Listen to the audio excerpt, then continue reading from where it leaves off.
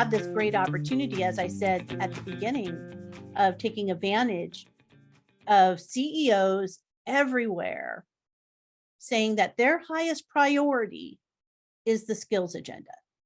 And so I've seen reports that say L&D top priority, putting out compliance training. There's a real disconnect, and we have this opportunity to get in front of business leaders and say, here's our superpower. We can help you with this skills agenda. We really can. A shift in L&D perspective here is the need to acknowledge and accommodate physical safety needs to be in place in order for psychological safety to exist.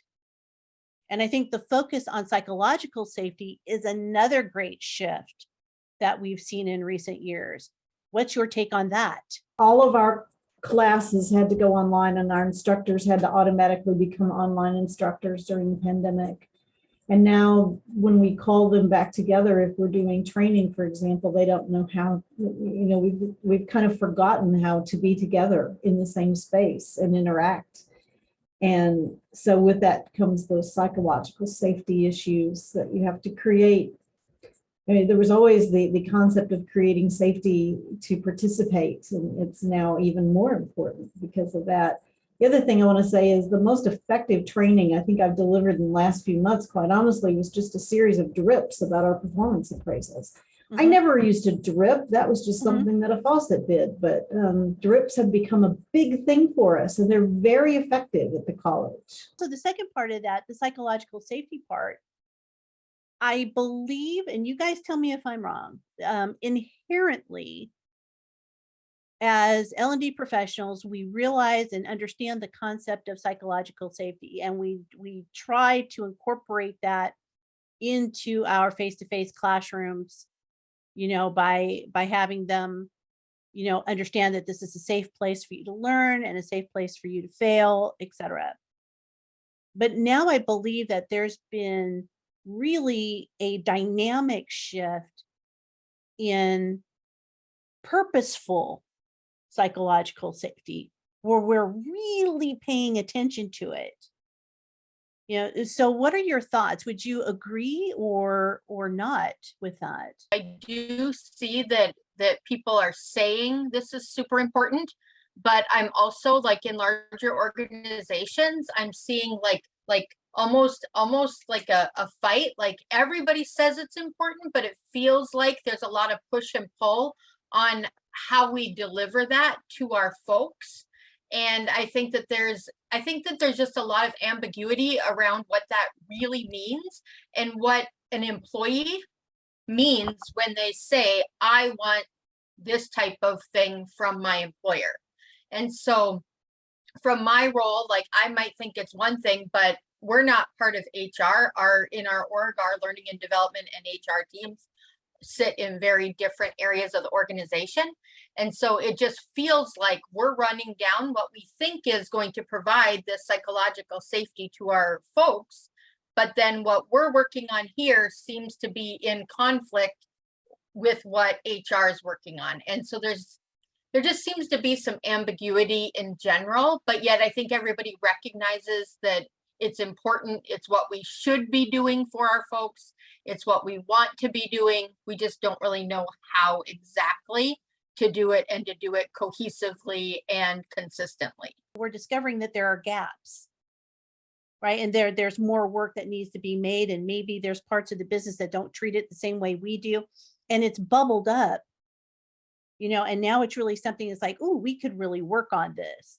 How can we reach out to other areas of the business to really create a culture of accepting, the terms of psychological safety and really applying what that means across the organization? And I believe that the last couple of years has really led to us thinking more deeply about that concept. Yeah, so consider that I'm a Hispanic male veteran. Okay, so I've been with this health organization, the largest one in the United States, for the last 8 years or so. Prior to that, I came from a law enforcement, job that I had for about 4 years.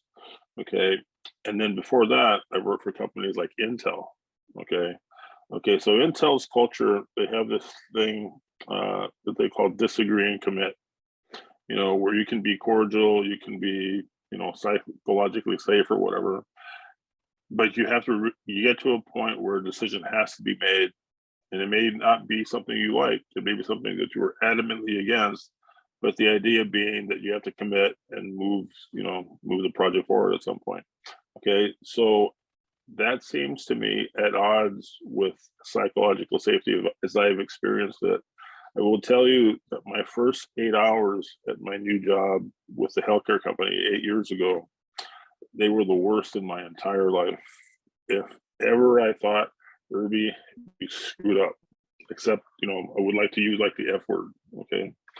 It was bad. I would have gone back to the old job so fast if that opportunity had been there. And the thing is, I think that there's different degrees of psychological safety, all depending on the organization that you're with. In my present role, we couch what we're saying in this kind of verbose phraseology that I think takes away from the urgency of the message. Okay, so, and by urgency, I mean, we get things done, but it takes a whole lot longer to get them done. You know, there's that phrase, you know, cut to the chase, right? If you can say, here's the data, this is what it's telling us, this is what our peers, you know, the other health organizations that we're doing, or that we're working with in the United States, this is where they're going. We need to get there too if we're going to serve, you know, our patients and so on. And so I get to retire next year, so I get to put all the psychological safety behind me, you know. And it's kind of weird, but you know, I'm really into drones. So I bought this the other day. It's my 7th drone. Okay, this particular one, unlike all the others, this one's called the Cinewoop. Okay, it has a really nice camera, right? But can you see these things on the sides? It has bumpers. So this is a psychologically safe drone. It hits something and it bounces back. My other stuff, if they hit something, they crash and there's a lot of damage and stuff, and it's expensive to fit. And so this is what I'm looking forward to doing going forward, is taking pictures of stuff with my psychologically safe drone. It isn't going to get mad at me if I curse at it, or if I say, you know what, perhaps that was the wrong thing to do, and we should have done this. I do agree that there's a balance. There's a balance between wanting to get business done and then trying to still take people's thoughts, opinions into consideration. So I think that there's a balance there. And it goes back to what Jodi was saying, is that, you know, there's this push-pull that's happening. But I like that there's a push-pull happening, because that means we have awareness of it. Some organizations handle that much better than others. Some care, some don't care.